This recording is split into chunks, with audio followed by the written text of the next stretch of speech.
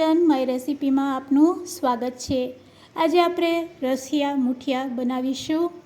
બપોરના ભાત વધેલ હોય તો રાત્રિના ડિનર માટે આપણે આ રેસીપી બનાવી શકીએ છીએ। ખૂબ જ ઝડપથી અને ઇઝી મેથડથી આજે આપણે બધી ટ્રીક અને ટીપ સાથે આ રસિયા મુઠિયા બનાવીશું।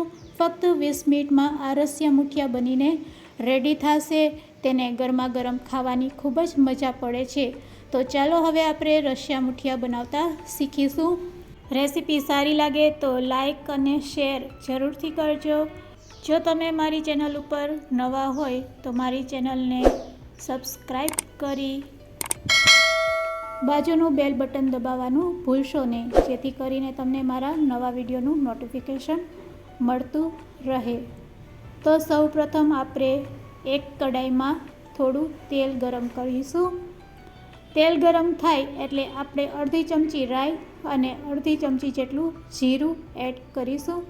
રાઈ અને જીરું સરસ કકરી જાય એટલે ચપટીક હિંગ એડ કરી દઈશું અને પછી તેમાં લીમડાના પાન અને સૂકેલ લાલ મરચું 1 નંગ એડ કરી દઈશું।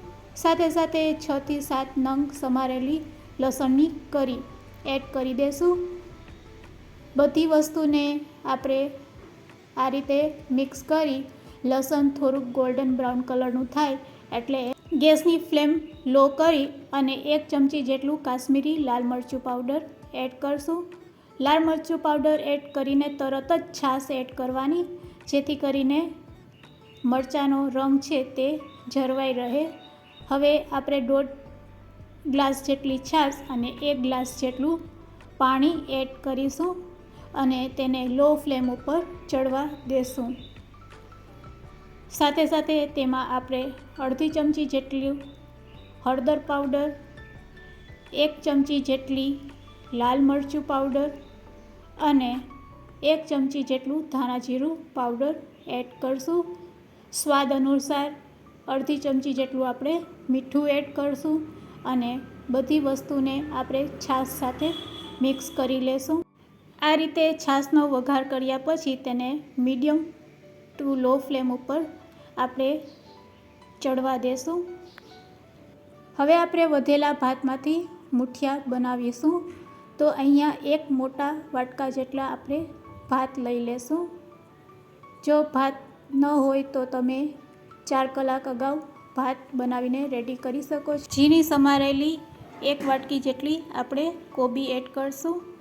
કોબી નાખવી ઓપ્શનલ છે, તમે સ્કીપ પણ કરી શકો છો। હવે આપણે સમારેલું લીલું મરચું અડધી ચમચી અને અડધી ચમચી આદુની પેસ્ટ એડ કરશું। જો બાળકો માટે બનાવતા હોય તો લીલું મરચું તમે સ્કીપ કરી શકો છો। અડધી ચમચી હળદર પાવડર અને 1 ચમચી લાલ મરચું પાવડર એડ કરીશું। સાથે સાથે આપણે અડધી ચમચી જેટલું મીઠું નાખશું। મીઠું નાખતી વખતે ધ્યાન રાખવાનું, ભાતમાં જો મીઠું નાખેલ હોય તો તમારે મીઠાનું પ્રમાણ થોડુંક ઓછું રાખવાનું। હવે અડધી ચમચી આપણે ધાણા જીરું પાવડર એડ કરીશું અને ચપટીક હિંગ નાખીશું। હવે આપણે 3 ચમચી જેટલો ચણાનો લોટ એડ કરીશું। અહીંયા આપણે પાણીનો ઉપયોગ કરવાનો નથી, આપણે બાઇન્ડિંગ માટે ચણાના લોટનો ઉપયોગ કરીશું। હવે મેઇન ઇન્ગ્રીડિયન્ટ્સ એટલે કે ચપટીક સોડા અને થોડુંક અડધી ચમચી જેટલું તેલ, આ બંને વસ્તુ નાખવામાં તમારે ખૂબ જ ધ્યાન રાખવાનું। જો થોડુંક પણ વધારે તેલ અથવા તો સોડા પડી જશે તો મુઠિયા છે એ તમારા તૂટી જશે। તો તમારે એ વસ્તુ નાખતી વખતે ખૂબ જ ધ્યાન રાખવાનું। આ બંને વસ્તુ નાખવાથી તમારા મુઠિયા સોફ્ટ બનશે અને ખાવામાં ગારા જેવા નહીં લાગશે। તો બસ આ રીતે લોટને આપણે બાંધતા જઈશું અને જરૂર લાગે તેમ આપણે ચણાનો લોટ ઉમેરતા જઈશું 2-2 ચમચી। તો અહીંયા આપણે ફક્ત ચણાના લોટનો જ ઉપયોગ કરીશું। તો આ રીતે આપણે 2-2 ચમચી નાખતા જઈશું। તો અહીંયા ટોટલ 1 વાટકી જેટલો ચણાના લોટની જરૂર પડેલ છે। તો અહીંયા મુઠિયા બનાવવા માટેનું આપણું બેટર રેડી છે। હાથમાં થોડુંક તેલ લઈ આ રીતે રાઉન્ડ શેપમાં આપણે બધા મુઠિયા બનાવીને રેડી કરી લેશું. મુઠિયાની સાઇઝ આપણે મીડિયમ રાખીશું. જ્યારે તેને આપણે વઘારેલી છાશમાં એડ કરશું એટલે તેની સાઇઝ થોડીક બમણી થશે. તો આપણે મુઠિયાને આ રીતે મીડિયમ સાઇઝમાં ગોળ આ રીતે શેપમાં બધા મુઠિયા રેડી કરી લેશું. મુઠિયા બનાવતી વખતે લોટ હાથમાં ચોંટી જાય તો તમારે પાસે ચમચી રાખવાની.